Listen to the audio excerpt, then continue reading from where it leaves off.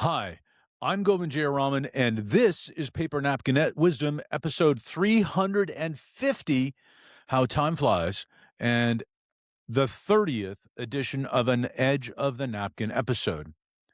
So I wonder if you've ever found yourself holding back, not because you didn't have something to offer, but because you were trying to fit into a moment and what you thought it might require.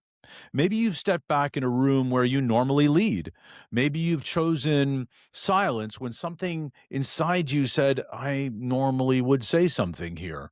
Or maybe you tried to be a version of yourself that felt just a little bit off. And if you've ever noticed that tension, that quiet misalignment, lack of congruence between who you are and how you're showing up, then you're just going to feel this one. Because in this episode, we're not talking about leadership the way most people define it. We're exploring something deeper about what it means to be yourself all the time. What does it mean to lead even when you're not in charge? And how do you show up in a way that brings confidence, congruence, calm, and contribution into every room you walk into without needing to control it?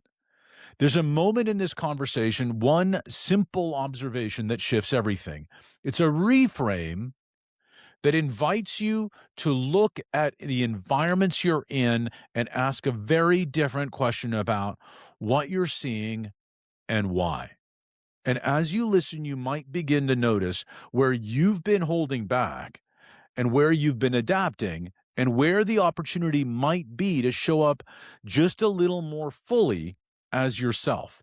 Because sometimes the leadership a room is missing isn't out there, it's already in the room, just waiting for you. Let's dive in.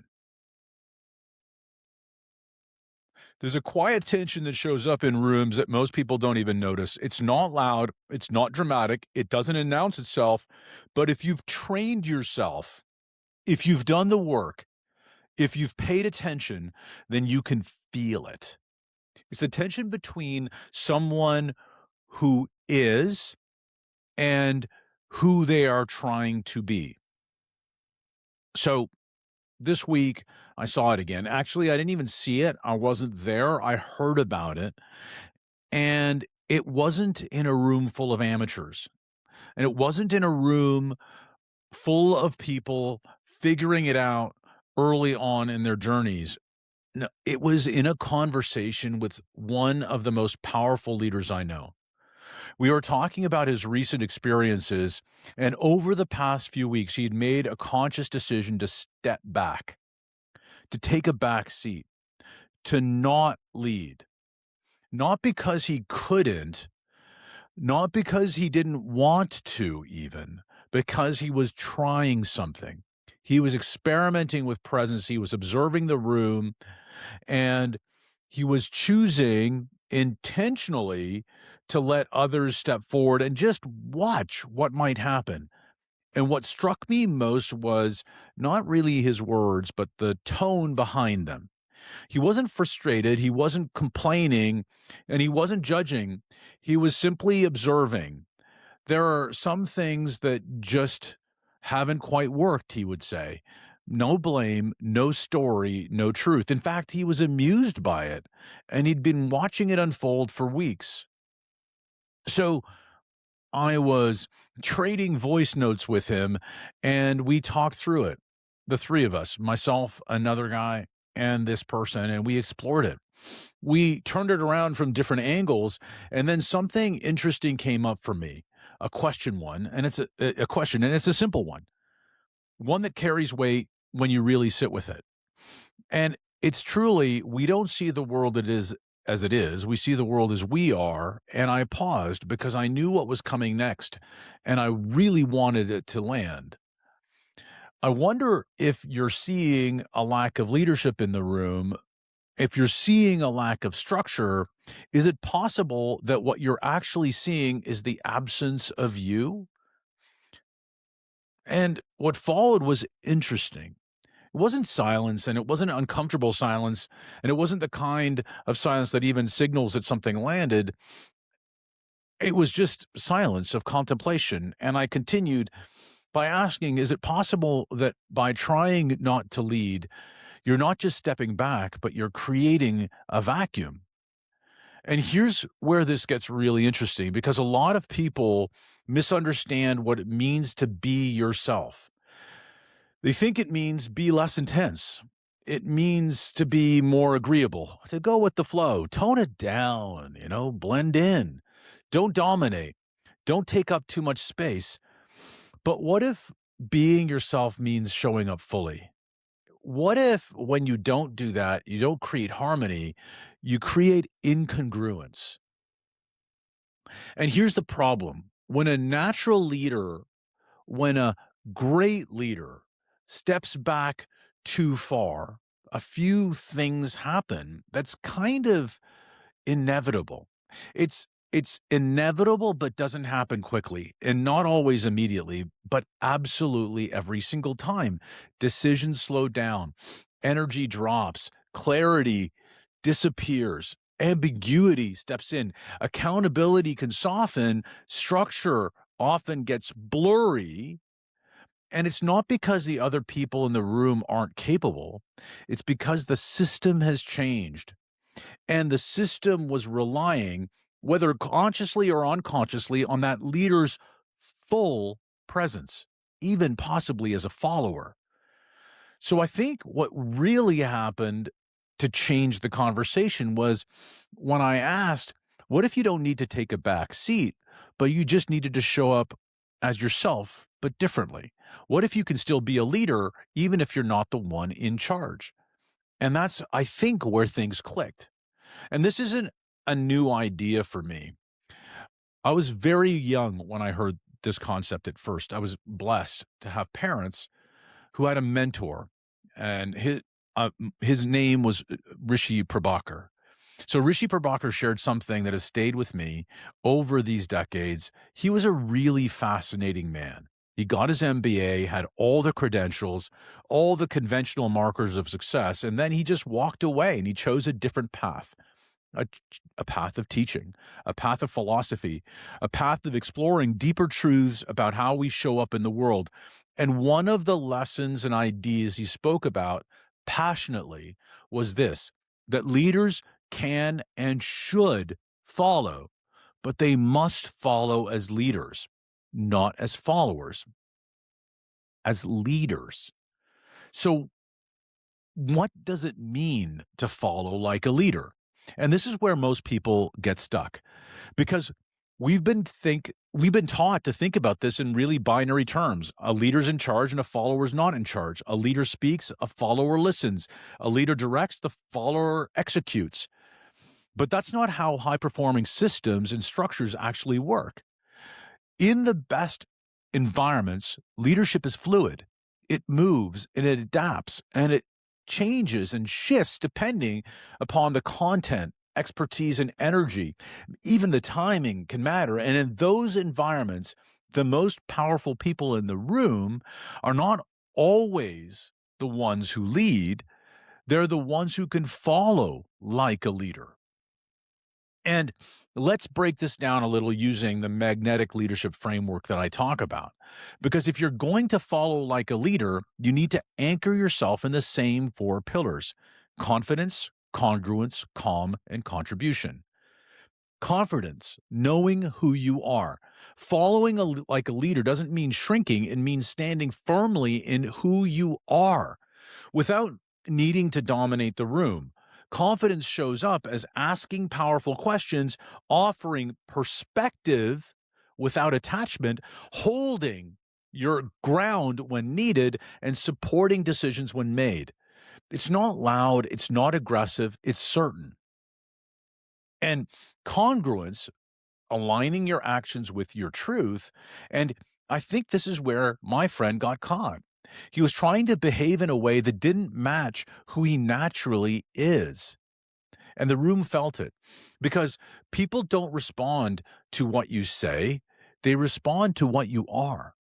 And when you're incongruent, your energy is off, your presence can come off as being diluted, and your impact is definitely reduced. Following like a leader means that you don't abandon yourself. You express yourself appropriately in the structure that you're there. Calm, regulating the room. Leaders don't just bring ideas, they bring state. And when you follow like a leader, you become a stabilizing force, especially when things get messy. Calm can look like not reacting emotionally to chaos, slowing things down when needed, creating space for clarity, and grounding others without overpowering them. This is where real leadership shows up. And what was very stark for me was those very words were said to me when recently when I was supporting another situation that I was not leading, but I was following, and I followed like a leader by offering help. And someone said, yes, sometimes it's very good to have a big, strong person here, because I was offering physical strength in that situation too. But the person also said, but it's also great to have a very calm person here that just grounds everyone. That was following with calm. Finally, the fourth pillar, contribution, adding value without needing credit. And this is the ultimate test. Can you contribute without needing the recognition of being the leader, without needing the control, without needing to be right or to have might? Following like a leader means that you're there to make the structure better, not your ego and not for yourself. So let's talk about supporting a leader who's struggling. And that's taking things a little bit further, because this isn't just about how you show up. It's about how we can support others, especially when that person who is leading is struggling. When a leader lacks confidence, you don't need to take over. You can build them up, affirm what's working, reinforce their decisions, offer input in a way that strengthens them and their authority. When a leader lacks congruence, you can become a mirror, not through criticism because it's easy to point a finger, but through clarity. You can ask questions that reveal alignment or misalignment. You can reflect on what you're observing. You can stay grounded in the truth. You can ask questions and hold space and allow the pressure and noise to dissipate and for the and alignment to reappear. When a leader lacks calm, you can regulate the room, slow things down, de escalate the tension, bring the focus back to what matters. When a leader lacks contribution, you can step in, not to replace them, but to support the outcome, to fill the gaps of recognition, to move things forward and create momentum with people. So let's talk about sort of the practical failures of leadership and how you step in and make it real, because leadership breaks down in very predictable ways, struggling to keep time, for example. You can gently bring attention back to the clock, summarize and move things forward, protect the flow of the meeting with kindness and support. Let's say, for example, there's no clear agenda. You can ask clarifying questions, propose structure, help organize the conversation by taking notes and making sure that the whole story arc is managed and documented. Let's say there's a capacity overload. You can take ownership of key pieces within the things that are falling apart. You can reduce pressure and help prioritize and confirm where the capacity needs to be focused. In the presence of over fatigue, you can bring energy and enthusiasm. You can keep things moving and stay present where others fade.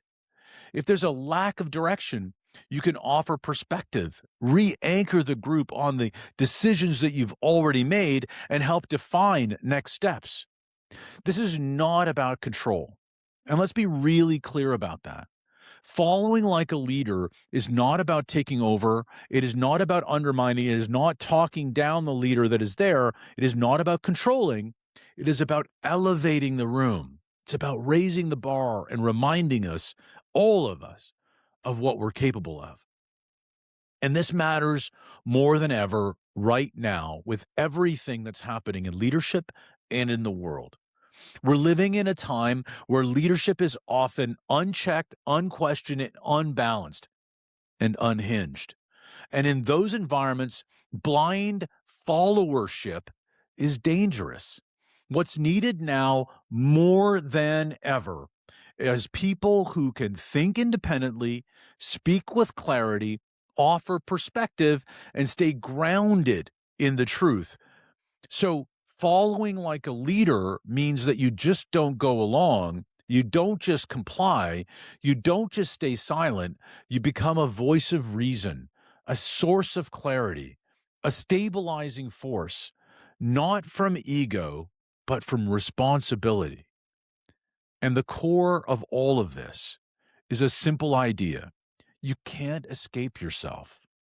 You can try, you can adjust, you can adapt, but at some point, who you are will show up. So the real question is, will you show up on purpose or by default? So this is your invitation to stop trying to be less than you are, different than you are, smaller than you are, and instead be yourself fully, consistently, all the time. Because when you do this, you don't just lead better, you don't just follow better, you create something far more powerful. You create environments where leadership is shared, energy is aligned, and people rise together. So the next time you find yourself holding back, stepping back, trying to be something you're not, ask yourself, am I creating space or am I creating absence? And then choose not to control, not to dominate, but to show up as yourself and make it a great day.